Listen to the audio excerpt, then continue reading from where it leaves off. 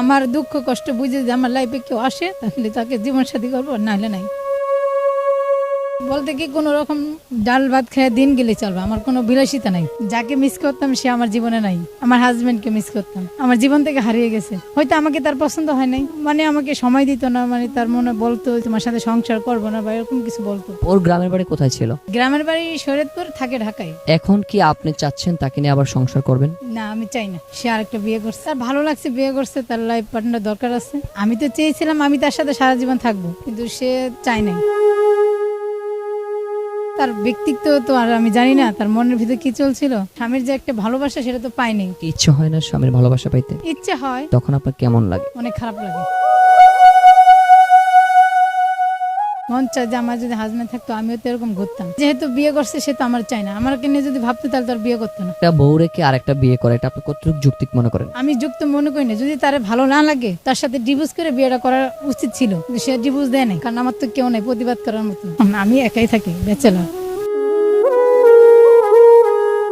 বাবা থাকলে মামলা দিত বা 5 জন নিয়ে বিচার বসাইতো। বাবাকে অনেক মিস করি, ভাবলে নিজেকে অসহায় অনেক মনে হয়। আজকে অসহায় দিকে এই অবস্থা। বাবা আসলে তো 20 বছর হয়েছে মারা গেছে, আমি অনেক ছোট ছিলাম। হ্যাঁ, আফসোস তো হয়। বাবাকে অনেক মিস করি। বেঁচে থাকতে কি করতাম সেটা ভাষায় না, হারিয়ে ফেলছি। কি বলবো, বাবার কথা ভাবলে অনেক কান্না আসে। আমার দুঃখ কষ্ট বুঝে যদি আমার লাইফে কেউ আসে তাহলে তাকে জীবন সাথী করবো, নাহলে নাই। যে আসবে তার কি যোগ্যতা লাগবে? বলতে কি কোনো রকম ডাল ভাত খেয়ে দিন গেলে চলবে, আমার কোনো বিলাসিতা নাই। হয়তো ধর্মীয় ভাবে থাকবে, 5 ওয়াক্ত নামাজ পড়বে, 3 রোজি করে দিন খাবে, এটাই না। বললাম তো, যদি আমার সবকিছু জেনে কেউ বিয়ে করতেছে তাহলে করবে। আমার বাবা নাই, ভাই নাই, শুধু আমার মা আছে, আমার বিয়ে হয়েছে, সবকিছু জেনে যদি কেউ আসে তাহলে। অনেক মেয়েরা আছে নিজের ব্যক্তিগত বিষয়গুলো লুকাবে যার কাছে বিয়ে হবে। কারণ লোকে কোনো ভালোবাসা হয় না, সত্য চাপা থাকে না। সত্য যে কোনো মুহূর্তে জানাজানি হবে, জানলে একটা অশান্তি হবে, অবিশ্বাস হবে, বিশ্বাস করবে না, বিশ্বাস ভেঙে যাবো, সংসারটা আবার এলোমেলো হইবে।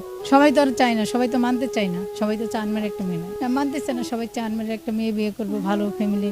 সবাই তো চান মেরে বিবাহিত মেয়েদের কেউ বিয়ে করতে চায় না। অবহেলিত, এখন তো অবহেলিতের মতোই। মুসাফমত শরীফা।